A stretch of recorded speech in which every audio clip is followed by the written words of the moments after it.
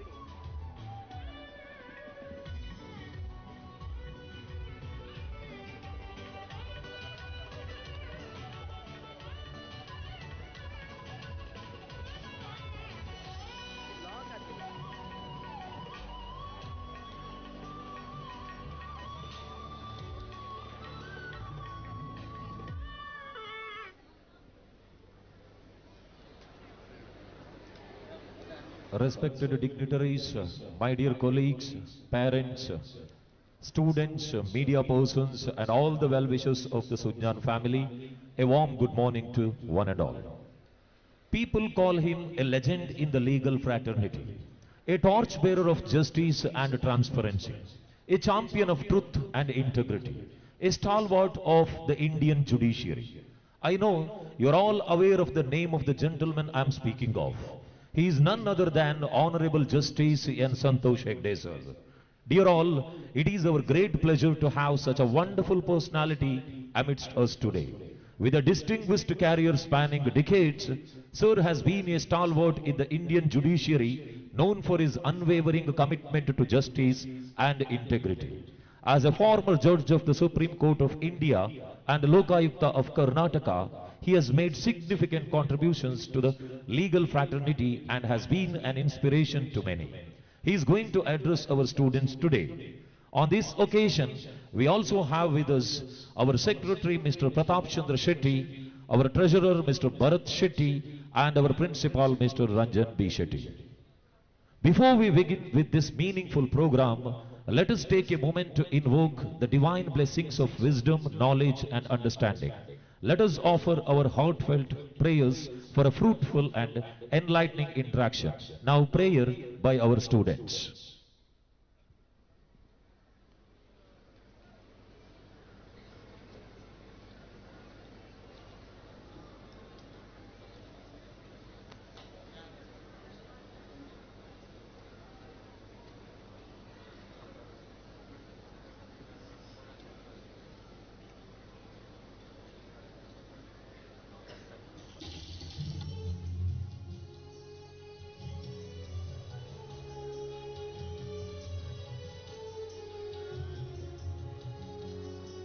ಅಂತರ್ಯಾಮಿ ನಿನಗೆ ವಂದನೆ ಅಂತರ್ಯಾಮಿ ನಿನಗೆ ವಂದನೆ ಅಂತರ್ಯಾಮಿ ನಿನಗೆ ವಂದನೆ ಅಂತರ್ಯಾಮಿ ನಿನಗೆ ವಂದನೆ ಶ್ರದ್ಧಾ ಭಕ್ತಿಯೊಳು ಸದ್ಭಾವವ ನೀಡು ಶ್ರದ್ಧಾ ಭಕ್ತಿಯೊಳು ಸದ್ಭಾವವ ನೀಡು ಅಂತರ್ಯಾಮಿ ನಿನಗೆ ವಂದನೆ ಅಂತರ್ಯಾಮಿ ನಿನಗೆ ವಂದನೆ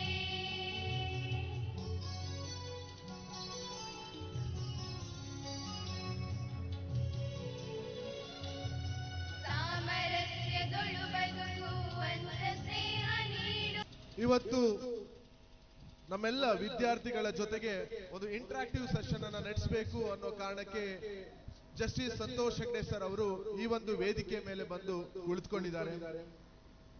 ನಾನು ಯಾವುದೇ ಕಾರ್ಯಕ್ರಮದಲ್ಲಿ ವೇದಿಕೆ ಮೇಲೆ ನಿಂತು ಮಾತನಾಡುವಾಗ ಯಾವತ್ತೂ ಕೂಡ ಒಂದು ನರ್ವಸ್ನೆಸ್ ಅನ್ನ ಕಾಡಿದಿರ್ಲಿಲ್ಲ ನನಗೆ.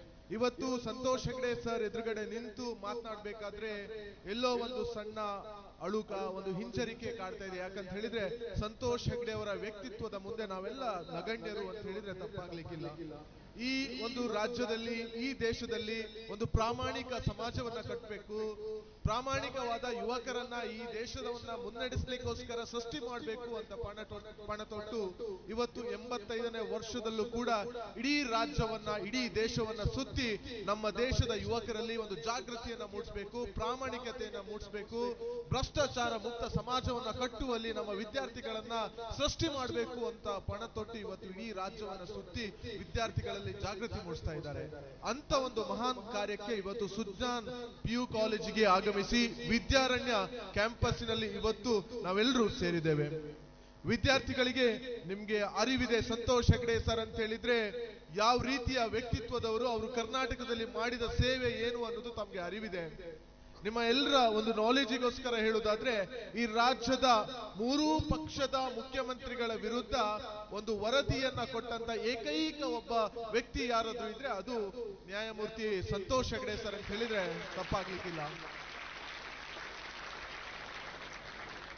ಕರ್ನಾಟಕ ರಾಜ್ಯದ ಅಡ್ವೊಕೇಟ್ ಜನರಲ್ ಆಗಿ, ಭಾರತದ ಸಾಲಿಸಿಟರ್ ಜನರಲ್ ಆಗಿ, ಸುಪ್ರೀಂ ಕೋರ್ಟ್ ಜಡ್ಜ್ ಆಗಿ ಈ ದೇಶದ ಅತ್ಯುನ್ನತ ಹುದ್ದೆಗಳನ್ನ ಏರಿರುವ ವ್ಯಕ್ತಿ ಸಂತೋಷ್ ಹೆಗ್ಡೆ ಸರ್ ಆದ್ರೂ ಕೂಡ ಇವತ್ತು ಕರ್ನಾಟಕದ ಜನರ ಮನಸ್ಸಿನಲ್ಲಿ ಅಚ್ಚಳಿಯದೆ ಉಳಿದಿರುವ ಹುದ್ದೆ ಯಾವುದು ಕೇಳಿದ್ರೆ ಅವರು ಲೋಕಾಯುಕ್ತದ ನ್ಯಾಯಮೂರ್ತಿ ಆಗಿರೋದು, ಲೋಕಾಯುಕ್ತದ ಚುಕ್ಕಾಣಿಯನ್ನ ಹಿಡಿದು ಈ ರಾಜ್ಯದ ಭ್ರಷ್ಟರನ್ನ ಬೇಟೆ ಆಡಿರೋದು ಈ ರಾಜ್ಯದ ಜನರಲ್ಲಿ ಮನೆ ಮಾತಾಗಿದೆ. ಒಂದು ಕಾಲ ಇತ್ತು, ಒಬ್ಬ ದುಡ್ಡಿರುವವರು, ಶ್ರೀಮಂತರು ಏನ್ ಮಾಡಿದ್ರು ನಡೀತದೆ, ಅವ್ರ ವಿರುದ್ಧ ಕ್ರಮ ಕೈಗೊಳ್ಳಿಕ್ಕೆ ಆಗೋದಿಲ್ಲ. ಈ ಭ್ರಷ್ಟಾಚಾರ ಅನ್ನೋದು ಇಡೀ ದೇಶದಲ್ಲಿ ತಾಂಡವಾಡ್ತಾ ಇದೆ, ನಮ್ಮ ರಾಜ್ಯದಲ್ಲೂ ತಾಂಡವಾಡ್ತಾ ಇದೆ. ಇದನ್ನ ಯಾರಿಂದಲೂ ಕೂಡ ಬಗ್ಗು ಬಡಿಲಿಕ್ಕೆ ಸಾಧ್ಯವಿಲ್ಲ ಅಥವಾ ಇದನ್ನ ಕಂಟ್ರೋಲ್ ಮಾಡ್ಲಿಕ್ಕೆ ಸಾಧ್ಯ ಇಲ್ವ ಅನ್ನೋ ಸಂದರ್ಭದಲ್ಲಿ ಸಂತೋಷ್ ಹೆಗ್ಡೆ ಸರ್ ಅವರು ಲೋಕಾಯುಕ್ತವನ್ನ ಅಧಿಕಾರದ ಚುಕ್ಕಾಣಿಯನ್ನು ಹಿಡಿದಾಗ ಮುಖ್ಯಮಂತ್ರಿಯಿಂದ ಆದಿಯಾಗಿ ಈ ರಾಜ್ಯದ ಪ್ರಮುಖ ಹುದ್ದೆಯನ್ನು ಅಲಂಕರಿಸಿರುವ ಅನೇಕರನ್ನ ಜೈಲಿಗಟ್ಟಿರೋದು, ಅನೇಕರನ್ನ ಬಗ್ಗು ಬಡಿದಿರೋ ಉದಾಹರಣೆ ಈ ಕರ್ನಾಟಕ ರಾಜ್ಯದಲ್ಲಿ ನ್ಯಾಯಕ್ಕೆ, ಪ್ರಾಮಾಣಿಕತೆಗೆ ಬೆಲೆ ಇದೆ ಅನ್ನೋದನ್ನ ಇನ್ನೊಮ್ಮೆ ಜನರ ಕಣ್ಣನ್ನ ತೆರೆಸಿರೋದು ಅಂತ ಹೇಳಿದ್ರೆ ತಪ್ಪಾಗ್ಲಿಕ್ಕಿಲ್ಲ. ಸಂತೋಷ್ ಹೆಗ್ಡೆ ಸರ್ ಇವತ್ತು ನಮ್ಮ ಈ ಕಾಲೇಜಿನ ಈ ಕಾರ್ಯಕ್ರಮದಲ್ಲಿ ಹಾಜರಿದ್ದಾರೆ. ನನ್ನೆಲ್ಲ ಪ್ರೀತಿಯ ವಿದ್ಯಾರ್ಥಿಗಳಿಗೆ ಕೇಳೋದಿಷ್ಟೇ, ನಿಮ್ಮ ಪುಣ್ಯ, ನಮ್ಮ ಪುಣ್ಯ, ಈ ವಿದ್ಯಾರಣ್ಯ ಕ್ಯಾಂಪಸ್ಸಿನ ಪುಣ್ಯ ಇದು. ಹಾಗಾಗಿ ಸರ್ ಏನ್ ಮಾತಾಡ್ತಾರೆ, ಅವರ ವ್ಯಾಲ್ಯೂಯೇಬಲ್ ಮಾತುಗಳು, ಅವರ ಪ್ರತಿ ಒಂದು ಎಕ್ಸ್ಪೀರಿಯನ್ಸ್ ಮುಂದೆ ನಿಮ್ಮ ಜೀವನಕ್ಕೆ ಅಥವಾ ಮುಂದೆ ನೀವು ಏನೋ ಒಂದು ಹುದ್ದೆಯನ್ನ ಅಲಂಕರಿಸಿದಾಗ ನಿಮ್ಮಲ್ಲಿ ಎಷ್ಟೋ ಜನ IAS IPS ಆಗ್ಬೋದು, ಸರ್ಕಾರಿ ಹುದ್ದೆಗಳಿಗೆ ಹೋಗ್ಬೋದು, ಅಥವಾ ಪೊಲಿಟಿಷಿಯನ್ ಆಗ್ಬೋದು, ಅಥವಾ ಇಡೀ ದೇಶವನ್ನ ಮುನ್ನಡೆಸೋ ಕೆಲಸಕ್ಕೆ ಮುಂದೆ ನೀವೇ ಸಾಗ್ಬೇಕಾಗತ್ತೆ. ಆ ಸಂದರ್ಭದಲ್ಲಿ ಸಂತೋಷ್ ಹೆಗ್ಡೆ ಸರ್ ಅವರು ಇವತ್ತು ಹೇಳಿರುವ ಮಾತುಗಳು ಮುಂದೆ ನಿಮಗೆ ಸಹಾಯ ಆಗ್ಬೋದು ಅನ್ನೋ ನಿಟ್ಟಿನಲ್ಲಿ ನಾನು ಹೇಳ್ತಾ, ಅವರ ಪ್ರತಿಯೊಂದು ಮಾತುಗಳನ್ನು ನೀವು ಮನದಟ್ಟು ಮಾಡ್ಕೊಳ್ಬೇಕು, ಕಿವಿ ಕೊಟ್ಟು ಆಲಿಸಿ ಕೇಳಬೇಕು. ನಿಮ್ಮಲ್ಲಿರುವ ಯಾವುದಾದ್ರೂ ಸಂಶಯಗಳಿದ್ರೆ, ನಿಮ್ಮಲ್ಲಿ ಕೇಳಬೇಕು ಅನ್ನುವ ಪ್ರಶ್ನೆಗಳಿದ್ರೆ ಸಂಕೋಚ ಇಲ್ಲದೆ ಸಂತೋಷ್ ಹೆಗ್ಡೆ ಸರ್ ಹತ್ರ ಕೇಳಿದ್ರೆ ಅವರು ಅದಕ್ಕೆ ಉತ್ತರವನ್ನು ಹೇಳ್ತಾರೆ, ಅವರ ಸಲಹೆಗಳನ್ನ ಕೊಡ್ತಾರೆ. ಇದರಿಂದ ಭವ್ಯ ಭಾರತವನ್ನ ಗಟ್ಟಿಯಾಗಿ ಕಟ್ಟಲಿಕ್ಕೆ ಸಹಕಾರಿಯಾಗತ್ತೆ. ಸಂತೋಷ್ ಹೆಗ್ಡೆ ಸರ್ ಅವರ ಗುರಿ ಕೂಡ ಆಗಿದೆ, ವಿದ್ಯಾರ್ಥಿಗಳನ್ನ ಚೇಂಜ್ ಮಾಡಬೇಕು, ವಿದ್ಯಾರ್ಥಿಗಳಲ್ಲಿ ಒಂದು ಜಾಗೃತಿಯನ್ನ ಮೂಡಿಸಬೇಕು, ಆ ಮೂಲಕ ಒಂದು ಸದೃಢ ಭಾರತವನ್ನ ನಿರ್ಮಾಣ ಮಾಡಬೇಕು ಅನ್ನೋ ಒಂದು ಛಲದೊಂದಿಗೆ ಸಂತೋಷ್ ಹೆಗ್ಡೆ ಸರ್ ಈ ಇಳಿ ವಯಸ್ಸಿನಲ್ಲೂ ಇಂಥ ಕಾರ್ಯಕ್ರಮಗಳಿಗೆ ಬರ್ತಾ ಇರ್ತಾರೆ, ವಿದ್ಯಾರ್ಥಿಗಳ ಜೊತೆ ಸಂವಾದಗಳನ್ನ ನಡೆಸ್ತಾ ಇರ್ತಾರೆ. ಈ ಒಂದು ಕಾರ್ಯಕ್ರಮದಲ್ಲಿ ನಾನು ಜಾಸ್ತಿ ಮಾತನಾಡ್ಲಿಕ್ಕೆ ಹೋಗೋದಿಲ್ಲ. ನೀವೆಲ್ಲರೂ ಸಂತೋಷ್ ಹೆಗ್ಡೆ ಸರ್ ಅವರ ಮಾತುಗಳನ್ನ ಕೇಳಲಿಕ್ಕೆ ಕಾತುರರಾಗಿದ್ದೀರಿ, ನಾನು ಕೂಡ ನಿಮ್ಮ ಮಾತುಗಳನ್ನ ಕೇಳಲಿಕ್ಕೆ ಕಾತುರರಾಗಿದ್ದೇನೆ ಅನ್ನೋದನ್ನ. I would like to invite Honorable Justice Santosh Hegde sir to take center stage in an engaging and enlightening discussion. Sir, we would be privileged to have you share your wealth of knowledge, experiences and insights with us. Let us embark on this intellectual journey together, where we can learn from your remarkable career, your perspectives on justice and your vision for a better tomorrow. Sir, stage is for you now.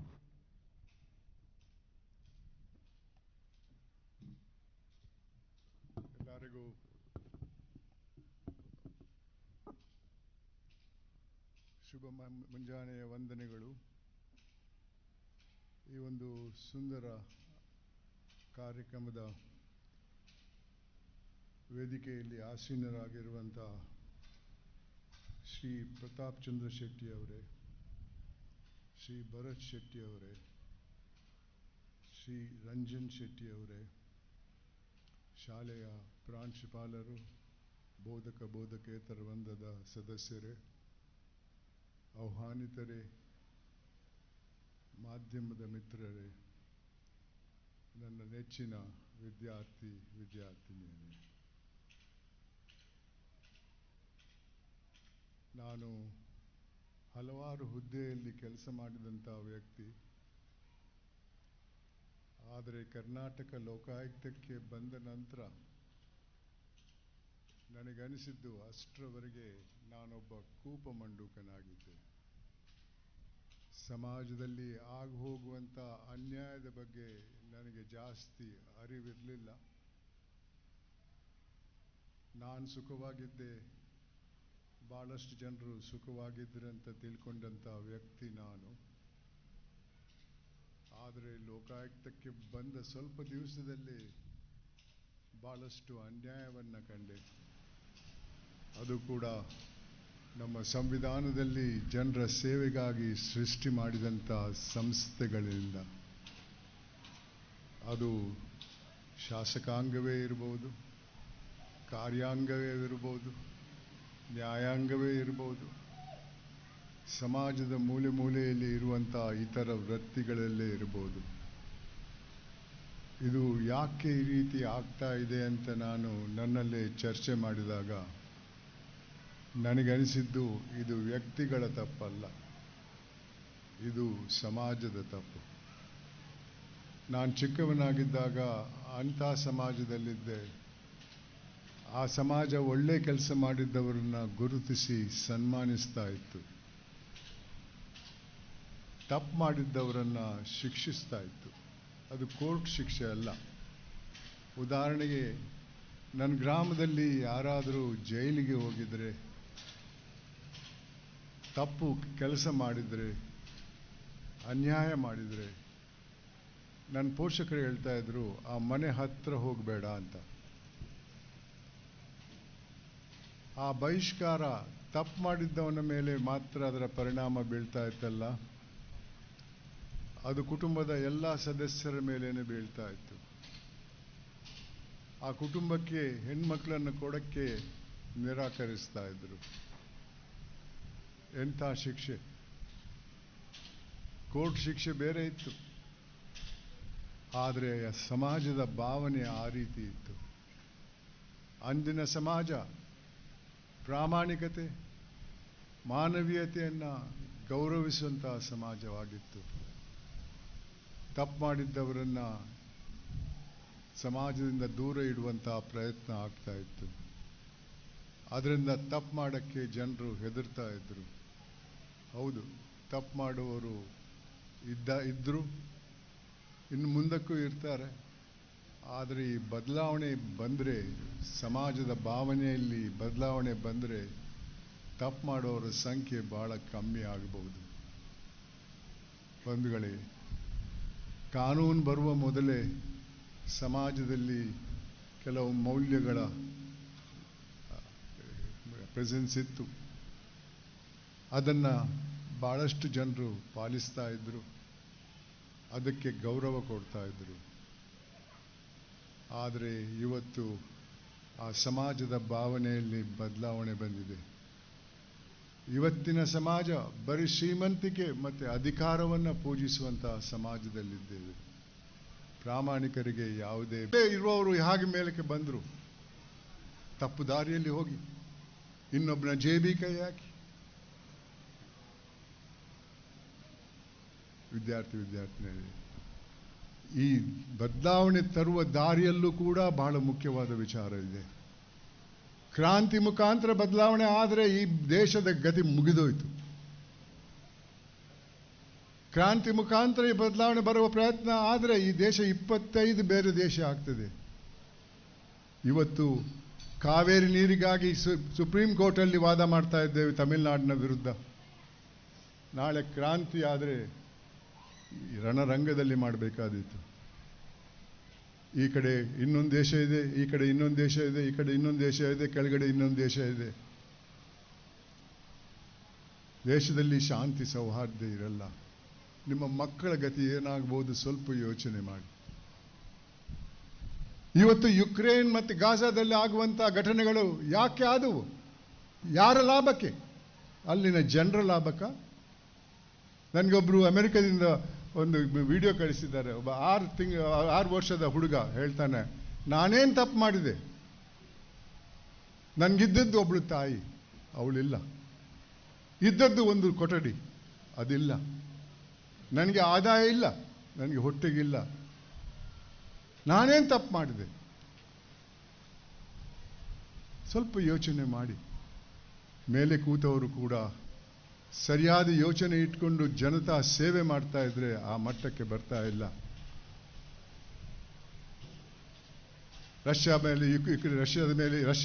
Ukraine ಮೇಲೆ ಯುದ್ಧ ಮಾಡ್ತಾ ಇದೆ, Israel ಗಾಜಾದ ಮೇಲೆ ಯುದ್ಧ ಮಾಡ್ತಿದೆ. ಸಾವಿರ ಜನರು ಸಾಯ್ತಾರೆ. ಯಾರಿಗಾಗಿ? ರಾಜಕೀಯಕ್ಕೆ ಹೋಗಿ, ಆದರೆ ಹಣ ಮಾಡಕ್ಕಲ್ಲ, ಜನತಾ ಸೇವೆ ಮಾಡಕ್ಕೆ. ಇವತ್ತು ಆ ರೀತಿ ಇಲ್ಲ. ಇವತ್ತು ಅಧಿಕಾರದಲ್ಲಿರುವವರು ನಿರ್ಧಾರಕ್ಕೆ ಬರಬೇಕಾದ್ರೆ ಇದರಲ್ಲಿ ನನಗೇನಿದೆ ಅಂತ ಕೇಳುವವರು. ನನ್ನಿಂದ ದೇಶಕ್ಕೇನಿದೆ, ನನ್ನಿಂದ ರಾಜ್ಯಕ್ಕೇನಿದೆ, ನನ್ನಿಂದ ವ್ಯಕ್ತಿಗೇನಿದೆ ಅನ್ನೋ ಮಾತು ಬಹಳ ಕಮ್ಮಿ. ವಿದ್ಯಾರ್ಥಿನಿಯರೇ, ಬಹಳಷ್ಟು ಅನ್ಯಾಯವನ್ನು ಹತ್ತಿರದಿಂದ ಕಂಡವನು. ಕರ್ನಾಟಕ ರಾಜ್ಯದಲ್ಲಿ ಒಂದು ಯೋಜನೆ ಇತ್ತು. ಕರ್ನಾಟಕದ ಸರಕಾರಿ ಆಸ್ಪತ್ರೆಯಲ್ಲಿ ಹುಟ್ಟಿದ ಹೆಣ್ಣು ಮಕ್ಕಳಿಗೆ ಒಂದಿಷ್ಟು ಅನುದಾನ ಕೊಡ್ತದೆ ಅಂತ ಬಹಿರಂಗವಾಗಿ ಹೇಳಿದರು. ಒಂದಿನ ಒಬ್ಬಳು ಮಹಿಳೆ ಬಸ್ಸಿಗೆ ಹಣ ಇರಲಿಲ್ಲ, ನಡ್ಕೊಂಡು ಜಿಲ್ಲಾ ಆಸ್ಪತ್ರೆಗೆ ಹೆರಿಗೆಗೆ ಅಂತ ಬರ್ತಾಳೆ. ಯಾಕೆಂದರೆ ಒಂದು ವೇಳೆ ಆ ಹುಟ್ಟಿದ ಮಗು ಹೆಣ್ಣು ಮಗು ಆಗಿದ್ರೆ ಆ ಮಗುವಿಗೆ ಅನುದಾನ ಸಿಗ್ತದೆ ಅಂತ. ಆಸ್ಪತ್ರೆ ಸಿಬ್ಬಂದಿ ಹೇಳ್ತಾರೆ, ಮೊದಲು ಕಾಸು ಕೊಡಿ, ನಂತರ ಹಾಸಿಗೆ ಅಂತ. ಅವಳ ಹತ್ರ ಕೊಡೋಕ್ಕೆ ಕಾಸು ಇರಲಿಲ್ಲ, ಸಿಬ್ಬಂದಿ ಒಪ್ಪಲಿಲ್ಲ. ಅವಳು ಆಸ್ಪತ್ರೆಯಿಂದ ಹೊರಗೆ ಹೋಗಿ ಬಸ್ ಸ್ಟಾಪಲ್ಲಿ ಕೂತಿರ್ತಾಳೆ. ಹಣ ಬರುವ ಮೊದಲು ಬಸ್ ಸ್ಟಾಪಲ್ಲಿ ಹೆರಿಗೆ ಆಗ್ತದೆ, ಸರಕಾರಿ ಆಸ್ಪತ್ರೆಯ ಎದುರುಗಡೆ. ಆ ಸರಕಾರಿ ಆಸ್ಪತ್ರೆಯಲ್ಲಿ ಕೆಲಸ ಮಾಡುವಂಥ ಎಲ್ಲ ವ್ಯಕ್ತಿಗಳಿಗೂ ಕೈ ತುಂಬ ಸಂಬಳ ಕೊಡ್ತಾರೆ, ರೋಗಿಗಳ ಆರೋಗ್ಯವನ್ನು ನೋಡ್ಕೊಳ್ಳೋಕ್ಕೆ. ಈ ಹುಟ್ಟಿದ ಮಗು ಹೆಣ್ಣು ಮಗು, ಆ ತಾಯಿ ಒಂದು ಪ್ರಯತ್ನ ಮಾಡಿ ಒಂದು ಅರ್ಜಿ ಹಾಕ್ತಾಳೆ. ನಾನು ಬಡವ, ನಾನು ಆಸ್ಪತ್ರೆಗೆ ಹೋದೆ, ಅಲ್ಲಿ ಸಿಬ್ಬಂದಿ ನನ್ನನ್ನು ಹೆರಿಗೆ ಬಗ್ಗೆ ಬಿಟ್ಟಿಲ್ಲ, ನನಗೆ ಹುಟ್ಟಿದ ಮಗು ಹೆಣ್ಮಗಳು, ಈ ಮಗುವಿಗೆ ಅನುದಾನ ಕೊಡಿ ಅಂತ. ಸಂಬಂಧಪಟ್ಟ ಅಧಿಕಾರಿಗಳು ಅದರಲ್ಲೊಂದು ನೋಟ್ ಹಾಕ್ತಾರೆ, ಮಗು ಸರಕಾರಿ ಆಸ್ಪತ್ರೆಯಲ್ಲಿ ಹುಟ್ಟಿಲ್ಲ, ಅದರಿಂದಾಗಿ ಈ ಮಗುವಿಗೆ ಅನುದಾನ ಸಿಗಕ್ಕೆ ಸಾಧ್ಯವಿಲ್ಲ ಅಂತ. ಅದನ್ನು ನಾನು ವಿಚಾರಣೆ ಮಾಡಿ ಅವರು ಹೇಳಿದ ಮಾತು ಸತ್ಯ ಅಂತ ತಿಳ್ಕೊಂಡ ನಂತರ ಒಂದು ಡೀಮ್ಡ್ ಪ್ರೊವಿಷನ್ ಅಂತ ಇದೆ, ಅದನ್ನು ಬಳಸ್ಕೊಂಡು ಹೇಳಿದೆ, ಈ ವ್ಯಕ್ತಿ ಹೆರಿಗೆಗಾಗಿ ನಡ್ಕೊಂಡು ಊರಿಗೆ ಆಸ್ಪತ್ರೆಗೆ ಬಂದಿದ್ದಾಳೆ, ಅದಕ್ಕೆ ಪುರಾವೆ ಇದೆ. ಅಲ್ಲಿ ಆಸ್ಪತ್ರೆ ಹಾಸಿಗೆ ಕೊಟ್ಟಿಲ್ಲ ಅನ್ನೋದಕ್ಕೆ ಪುರಾವೆ ಇದೆ. ಈ ಮಗು, ಈ ತಾಯಿ ನಂತರ ಆಸ್ಪತ್ರೆ ಹೊರಗಡೆ ಹೋಗಿ ಬಸ್ ಸ್ಟಾಪಲ್ಲಿ ಕೂತು ಅಲ್ಲಿ ಹೆರಿಗೆ ಆಗಿ ಹೆಣ್ಣುಮಗಳು ಅಲ್ಲಿ ಹುಟ್ಟಿದ್ದಾಳೆ ಅನ್ನೋದಕ್ಕೆ ಪುರಾವೆ ಇದೆ. ಹೌದು, ಆಸ್ಪತ್ರೆಯಲ್ಲಿ ಹುಟ್ಟಿಲ್ಲ, ಆದರೆ the child is deem to have born in that hospital ಅಂತ ಒಂದು ಡೀಮಿಂಗ್ ಪ್ರೊವಿಷನ್ ಅನ್ನು ಬಳಸ್ಕೊಂಡು ನಾನು ಅವರ ಸರ್ಕಾರಕ್ಕೆ ವರದಿ ಕೊಟ್ಟೆ. ಆ ಮಗುವಿಗೆ ಸರ್ಕಾರಕ್ಕೆ ಕೊಟ್ಟು. ನಂದೊಂದು ಕ್ವಶನ್ ಸರ್. ಹೇಳಿ ಸರ್, ನಿಮಗೆ ತುಂಬಾ ಪ್ರಶಸ್ತಿಗಳು ಬಂದಿದೆ. ಗೌರವ ಡಾಕ್ಟರೇಟು 1ಕ್ಕಿಂತ ಜಾಸ್ತಿ, ಮೇ ಬಿ 4 to 5 ಬಂದಿದೆ. ಹಾಗೆ ತುಂಬಾ ಪ್ರಶಸ್ತಿ ಜೊತೆಗೆ ತುಂಬಾ ಅಮೌಂಟ್ ಕೂಡ ಬಂದಿದೆ. ನೀವು ಅದನ್ನ ಬೇರೆ ಬೇರೆ ಇನ್ಸ್ಟಿಟ್ಯೂಷನ್ಗಳಿಗೆ ದಾನ ಮಾಡಿದ್ದೀರಿ. ನಮ್ ನೆನಪಿರೋ ಹಾಗೆ ಜಿಂದಾಲಿಂದ ಬಂದಿರೋ 1 ಕೋಟಿ ರೂಪಾಯಿ ನಿಮ್ಮ ಪ್ರಶಸ್ತಿ ಹಣವನ್ನ ಇಂಡಿಯನ್ ಆರ್ಮಿಗೆ ನೀವು ಡೊನೇಟ್ ಮಾಡಿದ್ರಿ. ಸೊ ಆ ಪ್ರಶಸ್ತಿ ಹಣವನ್ನ ಯಾಕೆ ದಾನ ಮಾಡಬೇಕು ಅಂತ ನಿಮ್ಗೆ ಅನಿಸ್ತು? ಮತ್ತೆ ಇಂಡಿಯನ್ ಆರ್ಮಿಗೆ ಯಾಕೆ ದಾನ ಮಾಡಬೇಕು ಅಂತ ನಿಮ್ಗೆ ಅನಿಸ್ತು? ಸರಕಾರಿ ಕೆಲಸದಲ್ಲಿರುವವರು, ನಾವು ಪಬ್ಲಿಕ್ ಸರ್ವೆಂಟ್ ಅಂತೇವೆ, ಅವರು ತಮ್ಮ ಸಂಭಾವನೆಯಿಂದ ಬರುವಂಥ ಹಣ ಬಿಟ್ಟು ಆ ಹುದ್ದೆಗೆ ಅಂತ ತಗೊಂಡಂಥ ಹಣವನ್ನು ಅದು ಭ್ರಷ್ಟಾಚಾರದ ಹಣ ಅಂತ ಹೇಳ್ತಾರೆ. No public servant shall receive any illegal or any gratification for showing official favor. ಅಂಥ ಸಂದರ್ಭದಲ್ಲಿ ನಾನು ನನ್ನದೇ ಆದ ಒಂದು ಏನೆಂದರೆ, ಈ ಹಣ ನನಗೆ ಬಂದದ್ದು ನಾನು ಈ ಹುದ್ದೆಯಲ್ಲಿ ಇದ್ದೇನೆ ಅನ್ನುವ ಕಾರಣಕ್ಕೆ ಹೊರತು ಸಂತೋಷವಿದೆ ಅಂತ ಅಲ್ಲ. ಈ ಹುದ್ದೆಯಲ್ಲಿ ಅವನು ಕೆಲಸ ಮಾಡಿದ್ದಾನೆ, ಕೆಲಸ ಚೆನ್ನಾಗಿತ್ತು, ಅದಕ್ಕಾಗಿ ಈ ಪ್ರಶಸ್ತಿ ಕೊಡ್ತೇವೆ, ಪ್ರಶಸ್ತಿ ಜೊತೆ ಇಷ್ಟು ಅನುದಾನ ಕೊಡ್ತೇವೆ ಅಂತ ಹೇಳೋದು. ಅದು ನನ್ನ ಅನಿಸಿಕೆಯಲ್ಲಿ ನನ್ನ ಸಂಬಳದ ಪಾರ್ಟ್ ಅಲ್ಲ, ಅದು ಇಟ್ ಈಸ್ ಎ ಗ್ರಾಟಿಫಿಕೇಷನ್. ಅದನ್ನು ನನ್ನ ಅನಿಸಿಕೆಯಲ್ಲಿ ನಾನು I think differently from others and all, so ನಾನು ಇಟ್ಕೊಳ್ಳಲ್ಲ ಅಂತ.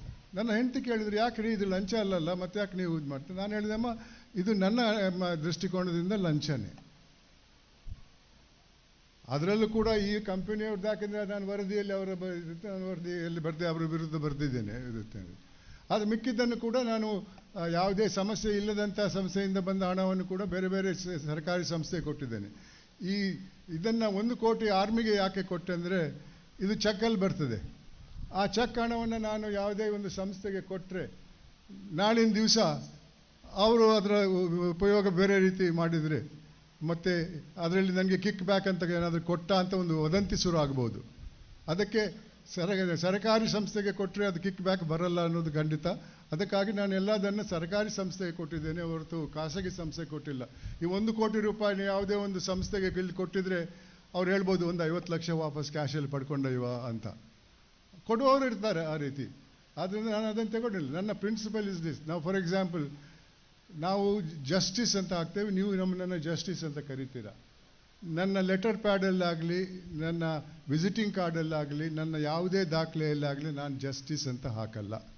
ಯಾಕಂದರೆ 1965ರಲ್ಲಿ ಅಂದಿನ ಸುಪ್ರೀಂ ಕೋರ್ಟ್ನಲ್ಲಿ ನಾನು ಲಾಯರ್ ಆಗಿ ಪ್ರಾಕ್ಟೀಸ್ ಮಾಡ್ತಾ ಇದ್ದಾಗ, 85ರಲ್ಲಿ ಕಾಣ್ತದೆ, ಒಂದು ತೀರ್ಪು ಕೊಟ್ಟಿದ್ದಾರೆ. ಪದ್ಮಶ್ರೀ, ಪದ್ಮಭೂಷಣ, ಪದ್ಮವಿಭೂಷಣ, ಭಾರತ ರತ್ನ ಪ್ರಶಸ್ತಿ ಪಡೆದವರು ಆ ಪ್ರಶಸ್ತಿಯನ್ನು ಹೆಸರಿಗಿಂತ ಮೊದಲು ಹಾಕಬಾರದು. ಪ್ರಜಾಪ್ರಭುತ್ವದಲ್ಲಿ ಯಾರಿಗೂ ಟೈಟಲ್ ಇಲ್ಲ. ಅದು ಕೆಲಸದಲ್ಲಿದ್ದರೆ ಅವರು ಟೈಟಲ್ ಆಗ್ತದೆ, ಕೆಲಸದ ನಂತರ ಅವ್ರು ಹಾಕಬಾರ್ದು ಅಂತ ಹೇಳ್ತಾರೆ. ಆದರೆ ನ್ಯಾಯಾಧೀಶರ ಬಗ್ಗೆ ಅವ್ರು ಹೇಳಿಲ್ಲ. ಆದರೆ ಅದು ನಮಗೂ ಅಪ್ಲೈ ಆಗ್ತದೆ. ನಾನು ನ್ಯಾಯಾಧೀಶನಾಗುವ ಮೊದಲು ಜಸ್ಟಿಸ್ ಆಗಿರಲಿಲ್ಲ, ಆಮೇಲೆ ಜಸ್ಟಿಸ್ ಆದೆ. ರಿಟೈರ್ ಆದಮೇಲೆ ನಾನು ಜಸ್ಟಿಸ್ ತೆಗಿಬೇಕಲ್ಲ, ನಾನು ಹೇಗೆ ಜಸ್ಟಿಸ್ ಆಗಿರೋದು? ಅದರಲ್ಲಿ ಹೇಳ್ತಾರೆ, ವಿದ್ಯೆಯಿಂದ ಪಡೆದಂಥ ಡಿಗ್ರಿ ಅದನ್ನು ಹೆಸರಿಗಿಂತ ಮೊದಲು ಹಾಕ್ಬೋದು. ಡಾಕ್ಟ್ರುಗಳು ಅವರು ಡಾಕ್ಟರ್ ಅಂತ ಹಾಕ್ಬೋದು, ಪ್ರಾಕ್ಟೀಸ್ ನಿಲ್ಲಿಸಿದ ಮೇಲೆ ಕೂಡ ಡಾಕ್ಟರ್ ಹಾಕ್ಬೋದು. PhD ಪಡೆದವರು ಡಾಕ್ಟರ್ ಹಾಕ್ಬೋದು. ಆದರೆ ಗೌರವ ಡಾಕ್ಟರೇಟ್ನವ್ರು ಹಾಕಬಾರ್ದು. ನಾನು 5 ಡಾಕ್ಟರೇಟ್ ಹೊಂದಿದೆ ನನಗೆ, ಬೇರೆ ಬೇರೆ ವಿಶ್ವವಿದ್ಯಾನಿಲಯದಿಂದ. ಒಂದು ನಾಡೋಜ ಕೊಟ್ಟಿದ್ದಾರೆ, 2 ನಾನು ಹಾಕಲ್ಲ, ಜಸ್ಟಿಸ್ ಅಂತೂ ಹಾಕಲ್ಲ. ನನ್ನದೇ ಪ್ರಿನ್ಸಿಪಲ್ ಅದು. ಮಿಕ್ಕಿದವ್ರು ಹಾಕ್ತಾರೆ, ನಾನು ಅದನ್ನು ದೂರಲ್ಲ. ಆದರೆ ನನ್ನ understanding is I cannot use any word which indicates you as a title holder. So I cannot put. Army ಅವರು ರಿಟೈರ್ ಆದಮೇಲೆ ಕೂಡ ಹಾಕಬಹುದು ಅಂತ ನೇರವಾಗಿ ಹೇಳಿದ್ದಾರೆ ಜಡ್ಜ್ಮೆಂಟಲ್ಲಿ. ಜಡ್ಜಸ್ ಹಾಕ್ಬೋದು ಅಂತ ಹೇಳಲಿಲ್ಲ. ಆದ್ದರಿಂದ ನನ್ನ ಅನಿಸಿಕೆಯಲ್ಲಿ ನಿವೃತ್ತನಾದ ನಂತರ ಜಸ್ಟಿಸ್ ಅಂತ ಹಾಕಬಾರ್ದು ಅಂತ. ಇದು ಸುಪ್ರೀಂ ಕೋರ್ಟ್ನ ತೀರ್ಪು. ಆರ್ಟಿಕಲ್ 141 ಪ್ರಕಾರ is the law of the land. It has to be respected. Sir ನಮಸ್ತೆ. ಸರ್, ಈಗ ನೀವು ಹೇಳಿದ ಹಾಗೇನೆ ಈಗ ಕರಪ್ಷನ್ ಈ ಡಿಕೇಡ್ ಟು ಡಿಕೇಡ್ ಇನ್ಕ್ರೀಸ್ ಆಗ್ತಾ ಹೋಗಿದೆ. ಬಟ್ ಇನಿಷಿಯಲಿ 1950s ಇಂದ ಇಲ್ಲಿ ತನಕ ಆಲ್ಮೋಸ್ಟ್ 75 ಇಯರ್ಸಲ್ಲಿ ಎಜುಕೇಷನ್ ಅನ್ನುವಂಥದ್ದು ಇಂಡಿಯಾದಲ್ಲಿ ಅಪ್ವರ್ಡ್ ಡೈರೆಕ್ಷನಲ್ಲಿ ಮೂವ್ ಆಗ್ತಾ ಇದೆ. But at the same time corruption ಕೂಡ ಅದೇ ರೇಟಲ್ಲಿ ಇನ್ಕ್ರೀಸ್ ಆಗ್ತಾ ಇದೆ.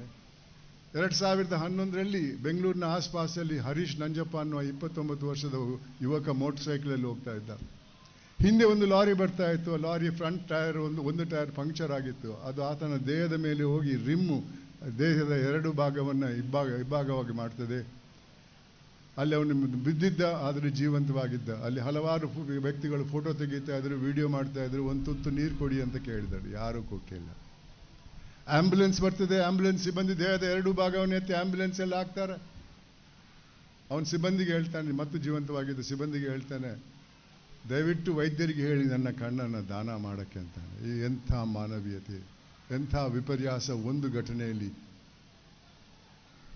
ವಿದ್ಯಾರ್ಥಿ ಇದು ಕೂಡ ಕಟ್ಟುಕತೆ ಅಲ್ಲ. ಆತನ ತಾಯಿಗೆ ಮರಣೋತ್ತರ ಪ್ರಶಸ್ತಿಯನ್ನು ZTV ಅವರು ಕೊಡ್ತಾರೆ. ಆ ಪ್ರಶಸ್ತಿ ಪ್ರದಾನ ಮಾಡೋಕ್ಕೆ ನನ್ನನ್ನು ಕರ್ಕೊಂಡು ಹೋಗಿದ್ರು. ಎಂಥ ಮಾನವೀಯತೆ ವಿಚಾರ. ಅಂಥ ಘಟನೆಗಳು ಯಾರಿಗೂ ಆಗಬಾರ್ದು. ಆದರೆ ದಿನದಲ್ಲಿ ಎಷ್ಟು ಘಟನೆಗಳು ನಡೀತೇವೆ, ಅದರಲ್ಲಿ ನಮ್ಮ ಮಾನವೀಯತೆಯನ್ನು ತೋರಿಸುವಂಥ ಸಂದರ್ಭಗಳು ಬರ್ತದೆ. ಕಣ್ಣಿಲ್ಲದವ ರೋಡ್ ಕ್ರಾಸ್ ಮಾಡೋಕ್ಕೆ ಕಾಯ್ತಾ ಇರ್ತಾನೆ. ಯಾರಾದರೂ ಕೈ ಕೊಟ್ಟು ಬಾಪ ನನ್ನ ಜೊತೆ ಅಂತ ಹೇಳಿದವರು ಎಷ್ಟು ಜನ ಇದ್ದಾರೆ? ವಯಸ್ಸಾದವ್ರ ಕೈಯಿಂದ ಏನೋ ಕೆಳಗಡೆ ಬೀಳ್ತದೆ, ಅದನ್ನು ಎತ್ತಿ ಅವ್ರ ಕೈಯಲ್ಲಿ ಕೊಡುವವರು ಎಷ್ಟು ಜನ ಇದ್ದಾರೆ? ನಾವು ಮಾನವರು ಅನ್ನೋದನ್ನು ನಾವು ಒಪ್ಕೊಳ್ತೇವೆ, ಡಂಗುರ ಹೊಡಿತೇವೆ.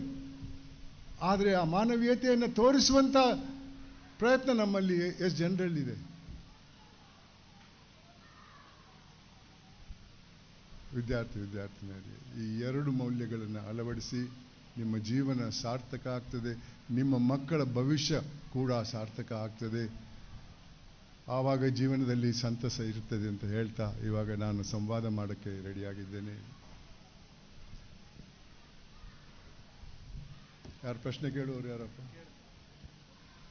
ಸ್ವಲ್ಪ ಇಲ್ಲಿ ಬಂದು ಕೇಳಿ, ಯಾಕಂದ್ರೆ ದೂರ ಇದ್ರೆ ನನ್ನ ಕಿವಿ ಕೇಳಿಸಲ್ಲ. ಯಾರಾದ್ರೂ ಪ್ರಶ್ನೆ ಕೇಳೋರಿದ್ರೆ ಎದುರು ಬರ್ಬೋದು, ಇಲ್ಲಿ ಮೈಕ್ ಕೊಡ್ತೀವಿ ನಿಮ್ಮ ಕೈಯಲ್ಲಿ. ಒಬ್ರು ಕೇಳಿ ಆಮೇಲೆ ಎಲ್ಲರೂ ನಿಲ್ತಾರೆ.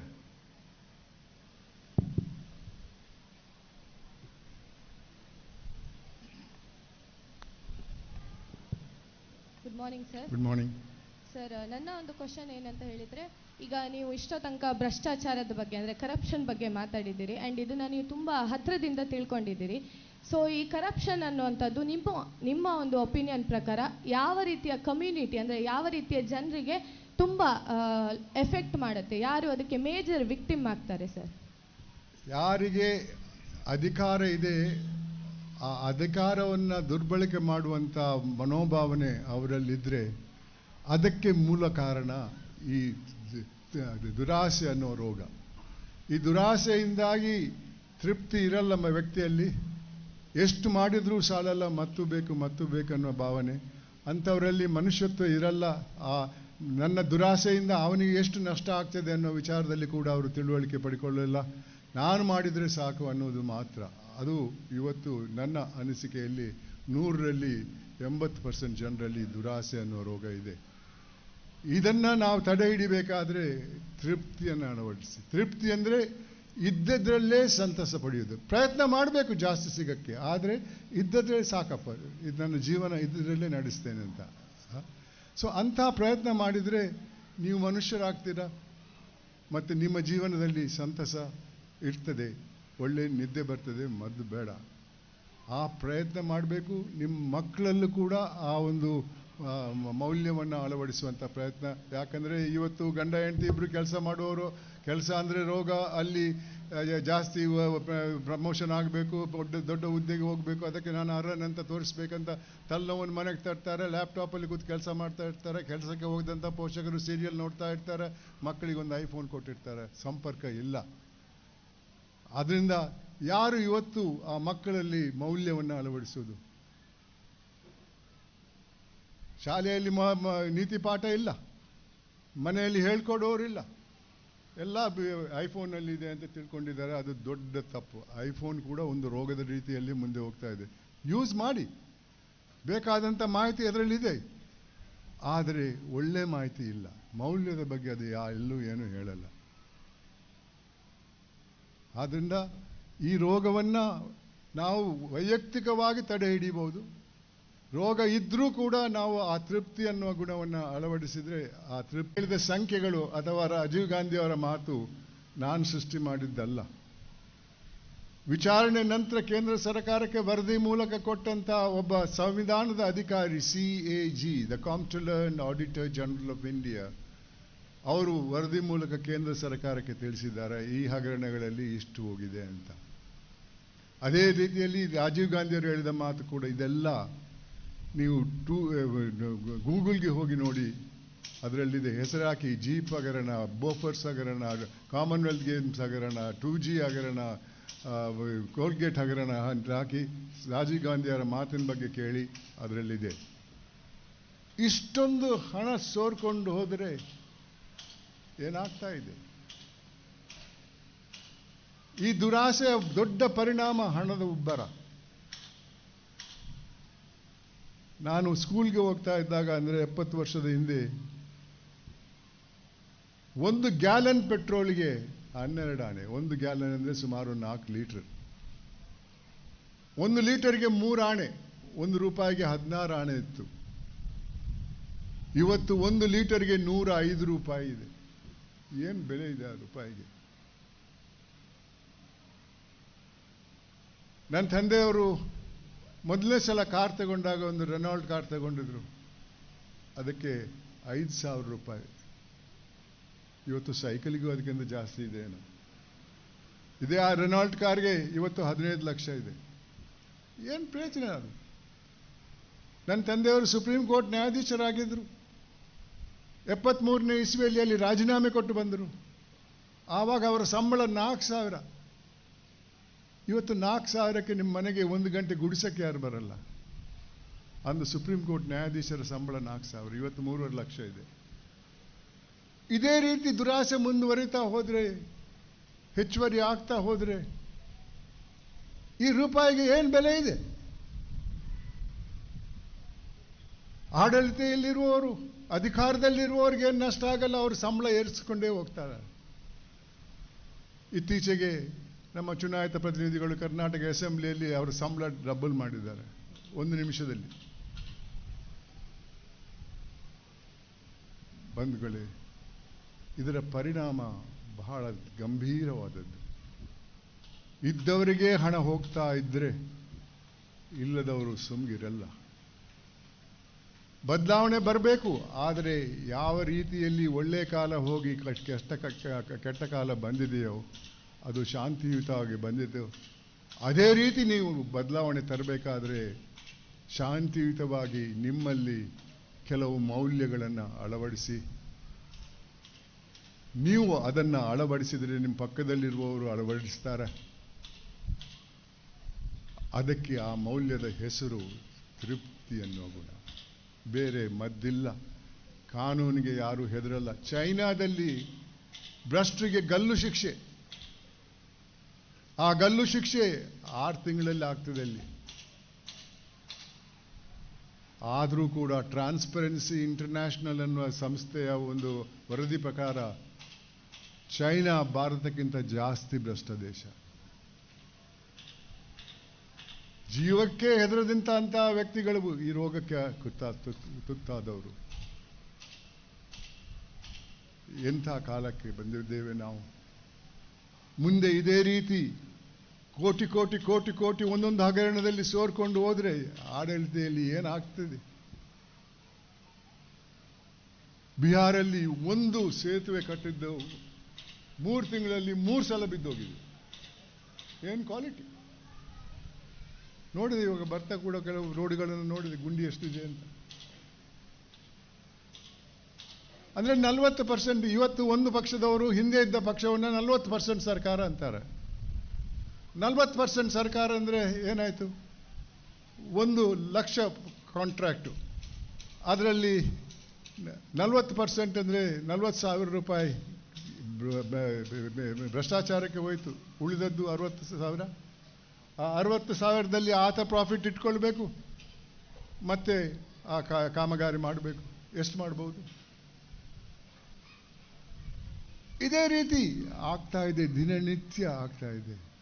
ನಾನು ಬಹಳ ಹತ್ತಿರದಿಂದ ಕಂಡವನು ಇದನ್ನು. ವಿದ್ಯಾರ್ಥಿನಿಯರೇ, ತೃಪ್ತಿ ಅನ್ನುವ ಮೌಲ್ಯವನ್ನು ನೀವು ಅಳವಡಿಸಿದರೆ ಅಲ್ಲಿ ಸುಧಾರಣೆ ಯಾವ ರೀತಿ ಸಾಧ್ಯ? ನೀವು ತೃಪ್ತಿ ಅನ್ನುವ ಗಣ ಅಳವಡಿಸಿದರೆ, ತೃಪ್ತಿ ಅಂದರೆ ನಿಮಗೆ ಬೇಕಾದದ್ದನ್ನು ಕಾನೂನು ಚೌಕಟ್ಟಲ್ಲಿ ಪಡ್ಕೊಳ್ಳೋದು. ಇದ್ದದ್ದಕ್ಕೂ ಇನ್ನೂ ಜಾಸ್ತಿ ಆಗಬೇಕಂತ ಭಾವನೆ ಇರಬಾರ್ದು. ಪ್ರಯತ್ನ ಮಾಡಬೇಕು, ಅದರ ಅಗತ್ಯವಿದೆ, ಅದ ಮೇಲೆ ಹೋಗಬೇಕು, ದೊಡ್ಡ ಹುದ್ದೆಗೆ ಹೋಗಬೇಕು ಅಂದರೆ ಕರೆಕ್ಟ್ ರಸ್ತೆಯಲ್ಲಿ ಹೋಗಬೇಕು. ಇನ್ನೊಬ್ಬನಿಗೆ ತಪ್ಪು ಮಾಡಿ ಹೋಗುವುದಲ್ಲ. ಈ ತೃಪ್ತಿ ಮತ್ತು ಮಾನವೀಯತೆ ಇದ್ದರೆ ಖಂಡಿತ ನಮ್ಮ ಜೀವನ ಸಾರ್ಥಕ ಆಗ್ತದೆ. Thank you sir. ನಮಸ್ತೆ ಸರ್. ನಮಸ್ತೆ. ಸರ್, ಇದು ಈಗ ಭ್ರಷ್ಟಾಚಾರ ಆಗ್ತಾ ಇದೆ ಸರ್, ಅದನ್ನ ನಿಯಂತ್ರಿಸಲಿಕ್ಕೆ ಕೇವಲ ಕಾನೂನು ಸಾಕೆ ಅಥವಾ ಈ ಸಾಮಾಜಿಕ ಕ್ರಾಂತಿಯ ಅಗತ್ಯವಿದೆ? ಅಂದ್ರೆ ಈಗ ಪ್ರಜ್ಞಾವಂತ ಯುವಕ ಯುವತಿಯರ ಪಾತ್ರ ಏನು ಸರ್ ಅದರಲ್ಲಿ? ನೋಡ್ರಮ್ಮ, ಎರಡಿದೆ. ಒಂದು, ಸಮಾಜದಲ್ಲಿ ಈ ಮೌಲ್ಯಗಳನ್ನು ತೃಪ್ತಿ ಮತ್ತು ಮಾನವೀಯತೆ ಎರಡು ಇರಬೇಕು. ಮಾನವೀಯತೆಯಲ್ಲಿ ತಪ್ಪು ಮಾಡಿದ್ದವರನ್ನ ದೂರ ಇಟ್ಕೊಳ್ಳುವಂಥ ಒಂದು ಪ್ರಾಕ್ಟೀಸ್ ಕೂಡ ಇರಬೇಕು. ತಪ್ಪು ಮಾಡಿದವರನ್ನು ಗೌರವಿಸುವಂಥ ಒಂದು ಪ್ರಯತ್ನ ಆಗಬೇಕು. ಅದು ನಮ್ಮಿಂದಲೇ ಬರಬೇಕು ಹೊರತು ಈ ಕಾನೂನಿಗೆ ಇವತ್ತು ಯಾರು ಹೆದರಲ್ಲ. ನಮ್ಮ ದೇಶದಲ್ಲಿ ಇವತ್ತು ಕಾನೂನು ಹೇಳಿದಲ್ಲ, ಒಂದೊಂದು ಕೇಸು ಒಂದೊಂದು ಕೋರ್ಟಲ್ಲಿ 10 ರಿಂದ 15 ವರ್ಷ ಬೇಕು. ಪ್ರತಿಯೊಬ್ಬರು ಸುಪ್ರೀಂ ಕೋರ್ಟಿಗೆ ಹೋಗ್ತಾ ಇರ್ತಾರೆ. ನನ್ನ ತಂದೆಯವರು ಸುಪ್ರೀಂ ಕೋರ್ಟಲ್ಲಿದ್ದರು 70ನೇ ಇಸ್ವಿಯಲ್ಲಿ. ಆವಾಗ ಒಂದು ವರ್ಷಕ್ಕೆ 500-600 ಕೇಸ್ ಹೋಗ್ತಾ ಇತ್ತು. ನಾನು 1999ರಲ್ಲಿದ್ದೆ. ಆವಾಗ ಒಂದು 5,000-6,000 ಕೇಸ್ ಆಯಿತು. ಇವಾಗ ಲಕ್ಷ ಕೇಸ್ಗಳು ಹೋಗ್ತದೆ. ನನ್ನ ತಂದೆಯವರಿದ್ದಾಗ 13 ಜನ ಜಡ್ಜ್ ಇದ್ದರು, ನಾನಿದ್ದಾಗ 21 ಜನ ಇದ್ದರು. ಇವಾಗ 34 ಜನ ಇದ್ದಾರೆ, ಇನ್ನೂ 10 ಬೇಕಂತ ಕೇಳ್ತಾ ಇದ್ದಾರೆ. ಅಂದರೆ ಯಾಕೆ ಈ ರೀತಿ ಸ್ಪೆಕ್ಯುಲೇಟಿವ್ ಲಿಟಿಗೇಷನ್ ಅಂತೇವೆ. ಎಲ್ಲರೂ ಕೊನೆಯ ಕೋರ್ಟ್ವರೆಗೂ ಹೋಗ್ತಾರೆ, ಖರ್ಚು ಮಾಡ್ತಾರೆ. ಈ ಡಿಲೇಯಿಂದ ಅವರಿಗೆ ಲಾಭ ಆಗ್ತದೆ. ಒಂದು ಉದಾಹರಣೆ ಕೊಡ್ತೇನೆ. ನೀವೊಂದು ಟೆನೆಂಟು ಒಂದು ಮನೆಯಲ್ಲಿ, ಅವರು ಲ್ಯಾಂಡ್ ಲಾರ್ಡ್. ಅವ್ರು ಹೇಳ್ತಾರೆ, ನನ್ನ ಮಗನಿಗೆ ಮದುವೆ ಆಗಿದೆ, ಅವನಿಗೆ ಬೇರೆ ಮನೆ ಬೇಕು, ನಿಮ್ಮ ಮನೆ ಬಿಟ್ಟುಕೊಡಿ ಅಂದರೆ ನೀವು ಹೇಳ್ತಾರೆ, ನಾನು ಬಿಡಲ್ಲ, ನೀವು ಕೋರ್ಟಿಗೆ ಹೋಗಿ ಅಂತೀರ. ಅವ್ರು ಕೋರ್ಟಿಗೆ ಹೋಗ್ತಾರೆ. ಅಲ್ಲಿ 10 ವರ್ಷದ ನಂತರ ತೀರ್ಪು ಬರ್ತದೆ, ನೀವು ಬಿಡಬೇಕಂತ. ನೀವು ಅಪೀಲ್ ಆಗ್ತೀರಿ, ಅಲ್ಲಿ ಸ್ಟೇ ಸಿಗ್ತದೆ ನಿಮಗೆ. ಅಲ್ಲಿ 10 ವರ್ಷ ಆಗ್ತದೆ. ಮೇಲೆ ಹೈಕೋರ್ಟಿಗೆ ಹೋಗ್ತಾರೆ, 10 ವರ್ಷ ಆಗ್ತದೆ. ಸುಪ್ರೀಂ ಕೋರ್ಟಿಗೆ ಹೋಗ್ತಾರೆ, 10 ವರ್ಷ ಆಗ್ತದೆ. ಅಷ್ಟು ಅದಕ್ಕೆ ನಿಮಗೆ 80 ವರ್ಷ ಆಗ್ತದೆ, ಅವರಿಗೆ 90 ವರ್ಷ ಆಗ್ತದೆ. ಅವ್ರು ಇರ್ತಾರೆ ಇಲ್ಲೋ ಗೊತ್ತಿಲ್ಲ, ಮತ್ತೆ ಅದು ಬೇರೆ ಇದೆ. ಇಂಥ ನ್ಯಾಯಾಂಗದಲ್ಲಿ ಏನು ಪ್ರಯೋಜನ? ನಾನು ನ್ಯಾಯಾಂಗದಲ್ಲಿ ಇದ್ದಾಗ ಒಂದು ಸ್ಟೇಟ್ಮೆಂಟ್ ಇತ್ತು, justice delayed is justice denied ಅಂತ. ಇವಾಗ ಜಸ್ಟಿಸ್ ಹರಿಡ್ ಇಸ್ ಜಸ್ಟಿಸ್ ಬೆರಿಡ್ ಅಂತಾರೆ. ಎಲ್ಲದಕ್ಕೂ ಒಂದು ವಾದ ಇದೆ. ಆದ್ದರಿಂದ ಎರಡು ಮೌಲ್ಯಗಳನ್ನು ನಿಮ್ಮಲ್ಲಿ ಇಟ್ಕೊಂಡು ನೀವು ಮಾಡಿ. ಬದಲಾವಣೆ ನಿಮ್ಮ ಕಾಲದಲ್ಲಿ ಬರದೇ ಇರಬಹುದು, ಆದರೆ ಅದರ ಸಂಕೇತ ನಿಮ್ಗೆ ನೋಡ್ತೀರಾ, ನಿಮ್ಮಲ್ಲಿ ಏನು ಬದಲಾವಣೆ ಬರ್ತದೆ ಅನ್ನೋದು. Thank you sir. ನಮಸ್ತೆ ಸರ್. ನಮಸ್ತೆ. ನಮ್ಮಲ್ಲಿ ಆದರ್ಶಗಳಿಗೆ ಏನೋ ಕೊರತೆ ಇಲ್ಲ, ಆದರೆ ನಮ್ಮ ವೈಯಕ್ತಿಕ ಜೀವನದಲ್ಲಿ ನಾವು ಅದನ್ನು ಅಳವಡಿಸಿಕೊಳ್ಳುತ್ತಿದ್ದೇವೋ ಇಲ್ಲವೋ ಒಂದು ದೊಡ್ಡ ಪ್ರಶ್ನೆ ಆಗಿದೆ ಸರ್. ಇದರ ಬಗ್ಗೆ ನಿಮ್ಮ ಅಭಿಪ್ರಾಯ? ನೋಡಿ ಅಮ್ಮ, ನಿಮ್ಮ ಮಾಹಿತಿಯನ್ನು ನೀವು ಬೇರೆ ಬೇರೆ ವಿಂಗಡಿಸಿ ಬೇರೆ ಬೇರೆ ಗ್ರೂಪಲ್ಲಿ ಇಟ್ಕೊಳ್ಳುವಂಥ ಪ್ರಯತ್ನ ನಿಮ್ಗೆ ಆಗಬೇಕು. ಇದು ನಾನು ಮಾಡುವುದು ತಪ್ಪು, ಇದರ ಹತ್ರ ನಾನು ಹೋಗಲ್ಲ, ಇದು ಮಾಡುವುದು ಸರಿ, ಇದನ್ನು ನಾನು ಮುಂದುವರಿಸ್ಕೊಂಡು ಹೋಗ್ತೇನೆ ಅನ್ನೋದು ಆ principle is the first basic principle ನೀವು ಕಲಿಬೇಕು. ತದನಂತರ ನಿಮ್ಮ ಜೀವನದಲ್ಲಿ ಬರೀ principles which are accepted by law alone should be followed and not the other one. And whenever you get an opportunity to tell somebody, no, look here, what you're doing is wrong, especially ನಿಮ್ಮ ಮಕ್ಕಳಲ್ಲಿ ತಪ್ಪು ಮಾಡಿದವರನ್ನ ತೋರಿಸ್ಕೊಡ್ಬೇಕು ಇದು ತಪ್ಪು ಅಂತ.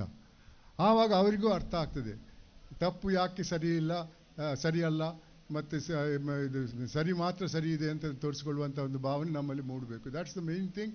Once you are capable of dividing the good and the bad and following the good, then you become a perfect human being. Thank you sir. ನಮಸ್ತೆ sir. ನಮಸ್ತೆ. ಫಸ್ಟಿಗೆ ಭ್ರಷ್ಟಾಚಾರ ಅಂತ ಹೇಳಿದ್ರೆ ನಮಗೆ ತಲೆಗೆ ಬರೋದೇ ಒಂದು ರಾಜಕಾರಣಿಗಳು ಮತ್ತು ಅಧಿಕಾರಿಗಳ ನಡುವೆ ಇರುವಂಥ ಭ್ರಷ್ಟಾಚಾರ. ಸೊ ಇದರ ಬಗ್ಗೆ ನಿಮಗೆ ಏನು ಅನಿಸುತ್ತೆ, ಏನು ಅಂತೀರಾ ಇದ್ರ ಬಗ್ಗೆ? ನಾವು ಇಷ್ಟೊತ್ತು ಹೇಳಿದ್ದು ಅದನ್ನೇ ನಾನು. ಏನಂದರೆ ನಮ್ಮಲ್ಲಿ ದುರಾಸೆ ಅನ್ನುವ ರೋಗ ಇದ್ದರೆ ಅದಕ್ಕೆ ಮುಖ್ಯ ಕಾರಣ ಭ್ರಷ್ಟಾಚಾರ. ಬೇರೆ ಬೇರೆ ಕಾರಣಗಳಿರ್ಬೋದು, ಮುಖ್ಯ ಕಾರಣ ದುರಾಸೆ. ಈ ಎಲ್ಲ ರೋಗಕ್ಕೂ ಕಾರಣ ಈ ದುರಾಸೆ. ಅಂದರೆ ನಮಗೆ ಕಾನೂನಲ್ಲಿ ಸಿಗಬೇಕಾದಂಥ ಸೌಲಭ್ಯಗಳನ್ನು ಬಿಟ್ಟು ಇತರರಿಗೆ ಸಿಗಬೇಕಾದಂಥ ಸೌಲಭ್ಯಗಳನ್ನು ತಗೊಳ್ಳುವುದು ಅಥವಾ ಖರೀದಿ ಮಾಡುವುದು ಲಂಚ ಕೊಟ್ಟು, ಅದು ಭ್ರಷ್ಟಾಚಾರ. ಅಂಥ ಗುಣ ಇರಬಾರ್ದು ನಮ್ಮಲ್ಲಿ. ಎಲ್ಲರಿಗೂ ಗೊತ್ತಿದೆ ಇದು ನಾನು ಮಾಡುವುದು ತಪ್ಪಂತ ಗೊತ್ತಿಲ್ಲದೆ ಮಾಡುವವರು ಚಿಕ್ಕ. ಆಯಿತಾ? Okay, thank you. ನನಗೆ ವಾಪಸ್ ಹೋಗಬೇಕು ಬೆಂಗಳೂರಿಗೆ.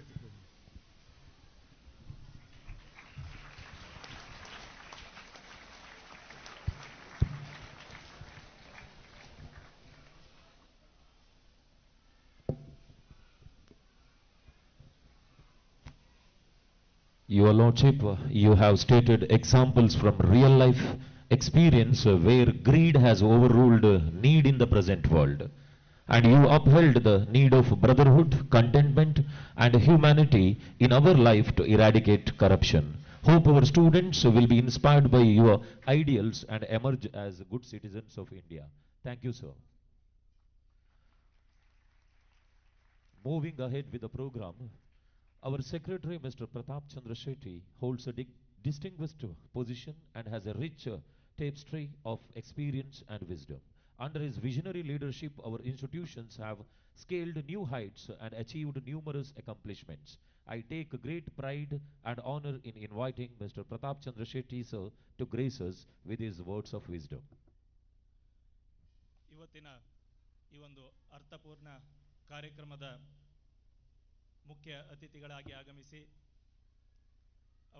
ಅವರ ಒಂದು ಅಮೂಲ್ಯವಾದಂತಹ ಸಮಯವನ್ನು ನಮ್ಮೊಂದಿಗೆ ಕಳೆದಿರುವಂತಹ ಜಸ್ಟಿಸ್ ಎನ್ ಸಂತೋಷ್ ಹೆಗಡೆ ಅವರೇ, ವೇದಿಕೆಯಲ್ಲಿ ಉಪಸ್ಥಿತರಿರುವಂತಹ ಸಂಸ್ಥೆಯ ಖಜಾಂಚಿ ಭರತ್ ಶೆಟ್ರೆ, ಪ್ರಾಂಶುಪಾಲರಾದಂತಹ ರಂಜನ್ ಶೆಟ್ಟಿ ಅವರೇ, ಉಪಸ್ಥಿತರಿರುವಂತಹ ಎಲ್ಲ ಸಿಬ್ಬಂದಿ ವರ್ಗದವರೇ, ವಿದ್ಯಾರ್ಥಿಗಳೇ ಹಾಗೂ ಬಹಳ ಮುಖ್ಯವಾಗಿ ಮಾಧ್ಯಮ ಮಿತ್ರರೇ, ಎಲ್ರಿಗೂ ಪ್ರೀತಿಪೂರ್ವಕ ನಮಸ್ಕಾರ. ಇವತ್ತು ನಮ್ಮ ಈ ಸುಜ್ಞಾನ್ ಎಜುಕೇಷನ್ ಟ್ರಸ್ಟ್ ಈ ಸಂಸ್ಥೆಗೆ ಹಾಗೂ ಇಲ್ಲಿನ ಎಲ್ಲ ವಿದ್ಯಾರ್ಥಿಗಳು ಕೂಡ ನಮ್ಮ ಲೈಫ್ ಟೈಮಲ್ಲಿ ನೆನ್ಪಿಟ್ಕೊಳ್ಳುವಂತಹ ಇವತ್ತು ದಿನ. ಯಾಕಂತ ಹೇಳಿದರೆ, ಒಂದು ಭಾರತ ದೇಶದ ಮೋಸ್ಟ್ ಪವರ್ಫುಲ್ ಪೊಸಿಷನನ್ನು ಪಡೆದಂತಹ, ಅದು ಅಟಾರ್ನಿ, ಇನ್ಫ್ಯಾಕ್ಟ್ ಸಾಲಿಸಿಟರ್ ಜನರಲ್ ಇರ್ಬೋದು, ಅಡಿಷನಲ್ ಸಾಲಿಸಿಟರ್ ಜನರಲ್ ಇರ್ಬೋದು, ಲೋಕಾಯುಕ್ತ ನ್ಯಾಯಾಧೀಶರಾಗಿ ಒಂದು ದೇಶವನ್ನು ಯಾವ ದಿಕ್ಕಿನೆಡೆಗೆ ತೆಗೆದುಕೊಂಡು ಹೋಗಬೇಕು, ಅದಕ್ಕೆ ಬೇಕಾಗುವಂತಹ ಏನು ಪವರ್ ಬೇಕಾಗ್ತದೆ ಅದನ್ನೆಲ್ಲ ಅನುಭವಿಸಿರುವಂತಹ ಒಬ್ಬ ವ್ಯಕ್ತಿ. 60 ವರ್ಷ ಒಂದು ಈ ದೇಶದ ಒಳಿತಿಗಾಗಿ ದುಡಿದಿರುವಂತಹ ಒಂದು ವ್ಯಕ್ತಿ ನಮ್ಮ ಮುಂದೆ ಇದ್ದಾರೆ ಅಂತ ಹೇಳಿದರೆ ಅದೆಲ್ಲರ ಕೂಡ ನಮ್ಮ ಪುಣ್ಯ ಅಂತ ಹೇಳಲಿಕ್ಕೆ ಭಾವಿಸ್ತೇನೆ. ಈ 60 ವರ್ಷದ ಅವರ ಏನು ಈ ಜೀವನ ಉಂಟು, ಸಾಮಾಜಿಕ ಜೀವನ ಉಂಟು, ಅದರ ಬಗ್ಗೆ ಕೆಲವೊಂದು ವಿಚಾರವನ್ನು ಇವತ್ತು 1.5 ಗಂಟೆ ಕಾಲ ನಮ್ಮ ಜೊತೆ ಹಂಚಿಕೊಂಡ್ರು. ಅವರು ಬಂದಾಗ ಒಂದು ಅರ್ಧ ಗಂಟೆ ನಾವು ಚೇಂಬರಲ್ಲಿ ಕೂಡ ಮಾತಾಡಿದ್ವಿ. ಈ ಒಂದು ಸಂವಾದದಲ್ಲಿ ಅವರು ಯಾವತ್ತು ನನ್ನ ಈ ಒಂದು ಕೆಲಸ ನನಗೆ ತೃಪ್ತಿ ಕೊಟ್ಟಿದೆ, ನಾನು ಬಹಳ ಸಂತೋಷವಾಗಿದ್ದೇನೆ, ನಮ್ಮ ದೇಶದ ಅಭಿವೃದ್ಧಿಯನ್ನು ನೋಡಿ ಬಹಳ ಸಂತೋಷ ಆಗ್ತಾ ಇದೆ ಅಂತ ಇಲ್ಲಿ ಎಲ್ಲೂ ಕೂಡ ಅದನ್ನು ಹೇಳಲಿಲ್ಲ. ಅದು ಅವರ ಮನಸ್ಸಿನಲ್ಲಿ 60 ವರ್ಷದ ಜೀವನದಲ್ಲಿ ಎಷ್ಟು ನೋವಿದೆ ಅನ್ನುವಂತಹದ್ದನ್ನು ಅದು ಕಾಣ್ತಾ ಇದೆ. ಅವರ ವೈಯಕ್ತಿಕ ಜೀವನದ ಬಗ್ಗೆ ನಾನು ಹೇಳ್ತಾ ಇಲ್ಲ. ಬಹಳಷ್ಟು ಜನರು ಏನು ಈ ಒಂದು ಸಮಾಜದಲ್ಲಿ ಒಂದು ಜನರಿಗೋಸ್ಕರ ಕೆಲಸ ಮಾಡ್ತಾರೆ, ಒಂದು ಗವರ್ಮೆಂಟ್ ಸರ್ವೆಂಟ್ ಆಗಿ ವರ್ಕ್ ಮಾಡ್ತಾರೆ, ಅವರೆಲ್ಲ ಅವರ ವೈಯಕ್ತಿಕವಾಗಿ ಮ್ಯಾಕ್ಸಿಮಮ್, ನಾ ಎಲ್ಲ ವ್ಯಕ್ತಿಗಳಂತ ಹೇಳುವುದಿಲ್ಲ, ಕೆಲವೊಂದು ವ್ಯಕ್ತಿಗಳು ಮ್ಯಾಕ್ಸಿಮಮ್ ಒಂದು 90% ಪರ್ಸನಲ್ ಏನು ಮಾಡ್ತಾರೆ ಅಂತ ಹೇಳಿದರೆ ಅವರ ವೈಯಕ್ತಿಕ ಜೀವನದ ಬಗ್ಗೆ ನೋಡ್ತಾರೆ. ಅದನ್ನು ಅವರು ಕೂಡ ನೋಡಿದ್ದರೆ ಒಂದು 60 ವರ್ಷ ಅವರೊಂದು ಲ್ಯಾವಿಸ್ ಲೈಫ್ ಸ್ಟೈಲನ್ನು ಲೀಡ್ ಮಾಡ್ಬೋದಿತ್ತು. ಆದರೆ ಅವರು 60 ವರ್ಷದ ಜೀವನದಲ್ಲೂ ಕೂಡ ಈ ನೋವು, ಅನ್ಯಾಯವನ್ನು ನೋಡ್ತಾ ಇದ್ದಾರೆ.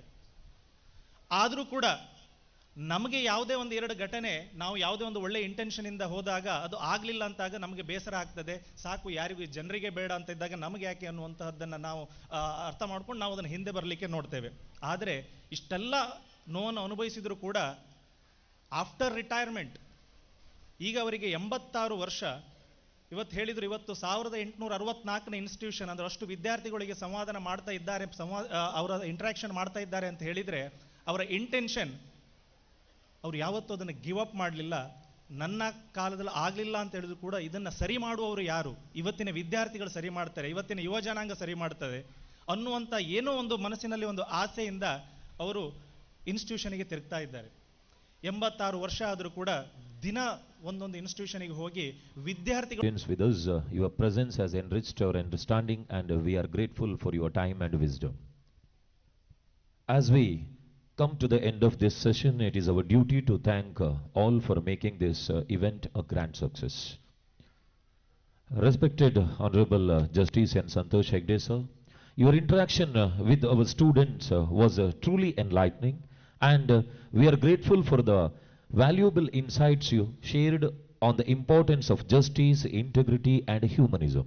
As you continue to inspire future generations, we hope that your visit will have a lasting impact on our students, motivating them to strive for excellence and make a positive change in the society. We are deeply grateful for your lordship, for your thought-provoking speech, and for sharing your expertise with us. On behalf of Sujnan Education Trust, I extend sincere thanks for gracing the occasion.